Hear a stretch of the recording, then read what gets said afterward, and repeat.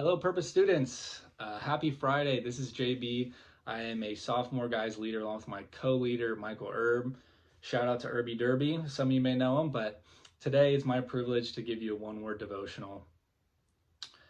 The word I chose is perseverance, and there's many examples of perseverance in the Bible, and we're going to get into that.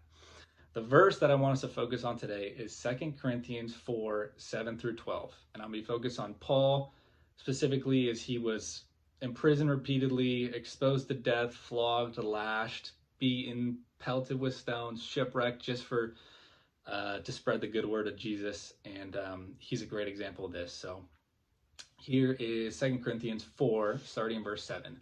But we have this treasure in jars of clay to show that all surpassing power is from God and not from us. We are hard pressed on every side, but not crushed, perplexed, but not in despair, persecuted, but not abandoned, struck down, but not destroyed. We always carry around in our body the death of Jesus, so that the life of Jesus may also be revealed in our body. For we who are alive are always being given over to death for Jesus' sake, so that his life may also be revealed in our mortal body. So then, death is at work in us, but life is at work in you. Let me say that again. Life is at work in you today, students. There's many examples, obviously, of perseverance in the Bible. Three of which I want to point out. Paul, which I had previously mentioned. The second is Job, who was challenged by the devil to see if he can cave on his faith, and he was stripped of everything he loved, everything he owned, just pretty much for a test to see how he would react. And he persevered through all that with his faith, and with that, God gave back everything he owned and twofold. Another is Joseph in Genesis, who was his father's favorite. His brother sold him to slavery. He was then falsely imprisoned for something he did not do. From there, the Pharaoh recognized his loyalty to God and how he could read his dreams. And then he became the second command to the Pharaoh, which then led him to save many lives in result. What all of these guys have in common in the Bible are that they all persevered through faith in God, through faith in Jesus, or through faith in the truth.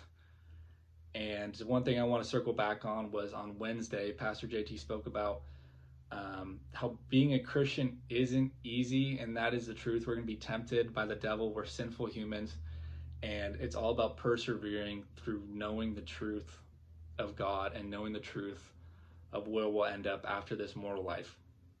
I want to go in verse by verse a little bit. The first one in verse 8, it starts out, we are hard pressed on every side, but we are not crushed. And so I know so many of you have that feeling that you're crushed, you're hard pressed on every side through school, family, friends. You're stressed, you're anxious, it's a chaotic life. You may feel pressure from your family, pressure to get good grades, but through the faith of Jesus and the truth of the word, you are not crushed today. We're perplexed, and that is the most true thing in 2020 going into 2021. How confusing is COVID-19? How confusing is our world? But remember, we are not in despair. We're not all lost. We're persecuted. How many times have we been harassed by the devil just this week, just today, with sinful thoughts? We're constantly being attacked. But just remember, students, that we're never abandoned by God. We're struck down many times. How many of you had a bad day? You're put down by a friend, a bully, maybe a teacher had something rude to say, or a family member. I don't know, it was a hard day. But just remember, we're not destroyed. We'll always get back up, and there'll always be another day. And the truth of the Bible stays consistent no matter how bad of your day is. Lastly, is verse 10, which is, we always carry around in our body the death of Jesus, so that the life of Jesus may also be revealed in our body. We have to carry around the truth of Jesus so we can live more like Jesus and spread the truth like Jesus. So, students, today, when we think we're at the end of our ropes, remember we are never out of hope. I remember hearing that once. When we think we're at our ropes, we are never we are never out of hope. Know that Jesus is with you. Don't just study the people in the Bible, study their circumstance, study the environment in which they're in, and how difficult of a time that was in society for all of those men and women who were followers of Jesus, and trust that you will persevere through every circumstance. Happy Friday. God bless you. Love you.